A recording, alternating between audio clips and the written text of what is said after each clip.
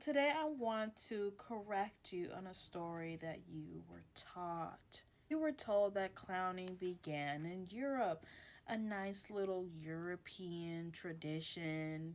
A white face, a tradition that grew into the circus, into our history books, into our entertainment, how we experience the circus. This is the classical technique. This is the story that is told in circus schools. It's just very convenient, isn't it? This is not the whole truth.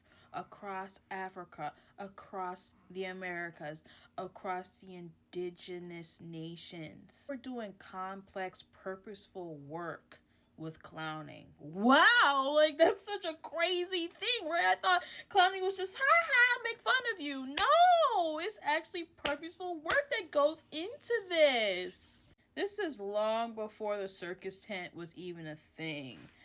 As I already said, these purposes were spiritual, communal.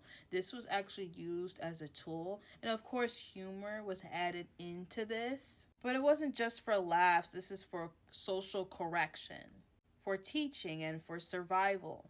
And these traditions were erased from the history books for a reason. So let's go all the way back to West Africa. They like to hold their leaders accountable. And they would do that through parodies. They would do that through exaggeration, like comedy, using their bodies. So these mass performers would do these things to show the leaders whatever they're trying to convey to them. Maybe they have a problem with something and they would use their bodies and use humor to get through to them. This was just not for entertainment like European tradition likes to just, make it about. Like they would make people laugh at themselves and how they act so their community can be better. But, like I already said, this was already here, already started before the big tent.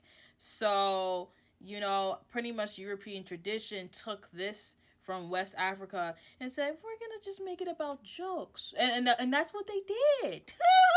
So, like I already said, they would do big gestures, deliberate mistakes, exaggerated facial movements. These performances were woven into community spiritual life, and also political checks, which is why this mattered so much, and not just goofy, gag, no. And it's just crazy how, when these racist white performers would do these exaggerated movements, it's just basically mocking where this originally came from. It goes so deep. It goes deeper. Like they're mocking black people, they're mocking enslaved black people, they're mocking black people's features, and they're also mocking what they did for their community and how they communicated and all of that. It's just quite disgusting, isn't it? So the Dogon mass performers in Mali are a clear example that they use big gestures, oversized gestures, rhythmic stomping, grotesque exaggeration, dramatize cosmic stories, to poke fun at human vanity. They would perform in public ceremonies, and the point is instruction through discomfort.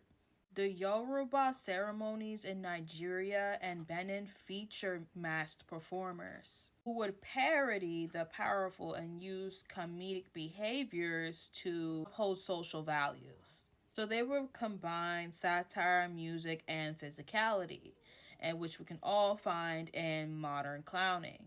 So when European writers came across this tradition, they would say, oh, this is just some tribal mess. Like, honestly, they would just say, oh, this is just some ritual, tribal stuff that they're doing. It's very primitive. Then recognizing them as the theatrical practices and respecting them.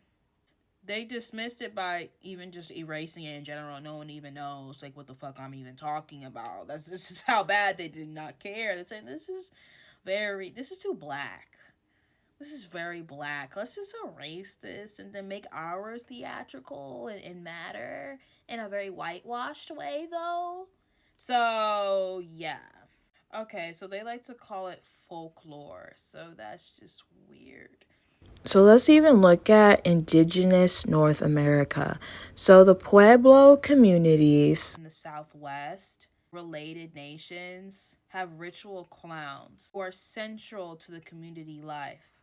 They mock social transgressions and perform in ways that are intentionally chaotic to rebalance seriousness. Koshari types behave in a way that's grotesque and exaggerated to make people laugh. The Lakota heyoka would use contradiction to open people's minds. They would act in a grotesque way. They would move different just to get people like minds thinking a sort of way. They would intentionally act backwards. They would do this to open people's minds, release tension. These are not circus novelties. They are spiritual tools. That when Western historians go ahead and write all this down, a fucking European writer says, this is too for me. Let's rewrite it. I don't really like this. This is very odd. What the fuck is this? South America and Amazonian cultures can find mask ritual performances, imitate animals, invert roles, and stage comedic scenes. It's part of rites of passage. In Australia and the Pacific, some indigenous dance traditions include trickster figures, playing comic roles and destabilize authority during sacred ceremonies. Across Asia and pre-modern courts and village festivals, court jesters, mass performers use parodies and physical exaggeration. People use comic embodiment as social technology. Modern circus did not invent humor performed with body and mask. They repackaged a global set of techniques and claimed them as modern, European, and singular. So basically, people that found what the West Africans were doing, what people were doing across nations, they said, this is too for me and for the museum. So we're gonna just rewrite this and say it was us and say that we created this. The big tent, the circus, we did. Not those. They didn't create anything. We did. Because it's too odd. This is not theater. This is not theater. No. We're theater. We created it. Because it looks better on us because we're white. It looks better. So that's what happened. Let's just skip the big words. Let's just skip all that. Let's just keep it a buck bean and say what happened. That's what they seen and that's what they did. So that's why things are the way things are now. essentially these people existed: the Dogon mask performers, the Yoruba parodies, and the Pueblo clowns. Heyoka.